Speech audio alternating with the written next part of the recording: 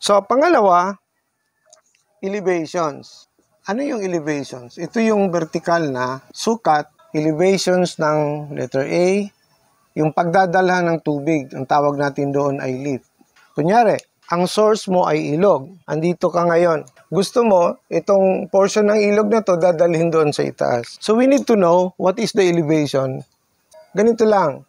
Simply from your house, bababa ka, tapos, ganyan. Diyan, nandiyan ka na.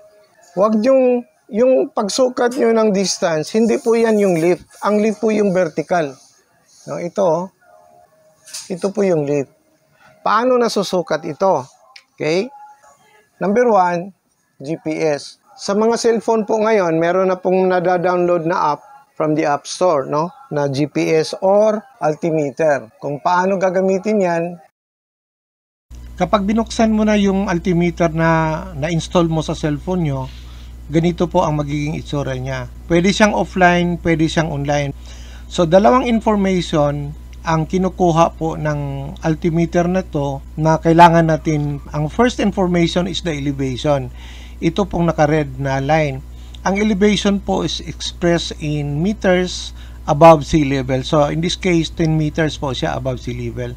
Tapos, yung pangalawang information ay yung location mo at that time na kinuha mo yung reading, which is expressed in degrees, minutes, and seconds. Yan po ang tawag niya latitude, longitude. Yan po yung location nyo kung saan kayo sa global map. So, dalawang accurate na information. Dalawang elevation ang kunin mo. Yung elevation ng water source at saka yung elevation ng location kung saan doon mo dadalhin ang tubig galing doon sa ramp pump nyo. Kasama na po yan dito sa location. So, itong readings na to, gawan mo ng screenshot, padala mo sa amin so that from this information right here, we can plot this on Google Earth. Pangalawa, yung paggamit ng level hose. Itong mga karpintero, ginagamit nila ito. Tsaka yung bar level. Ito yung level bar technique or bar level technique. Kung paano gagawin yan, mga karpintero po ay marunong po sila gumamit ng ganyan. So, meron na tayong elevation dito, no? Tapos yung pangalawang elevation, yung water source at saka yung ito, meron tayong idea, no? Ito yung tinatawag nating pamphlet.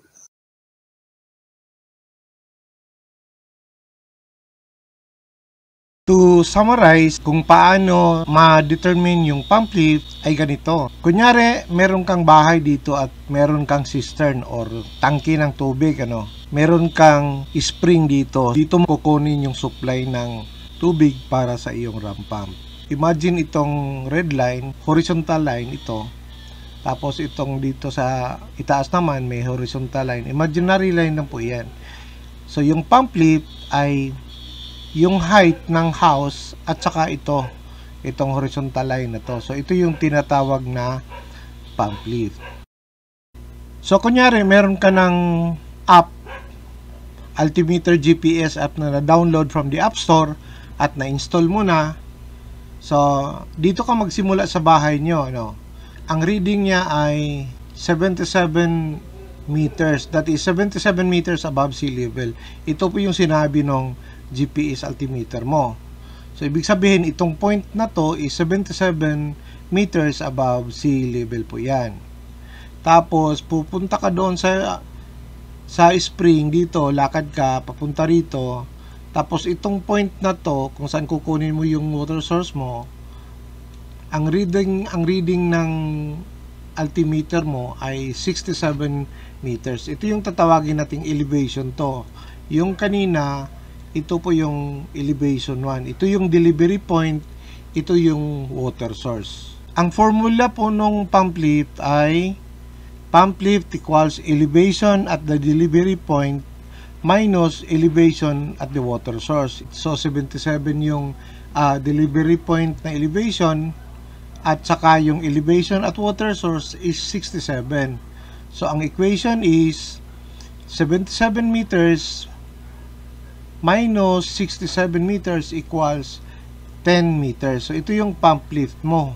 mahalaga po ang pump lead kasi dito po natin binabase yung pagdetermine ng height ng drive head. So itatakil natin yung drive head after this.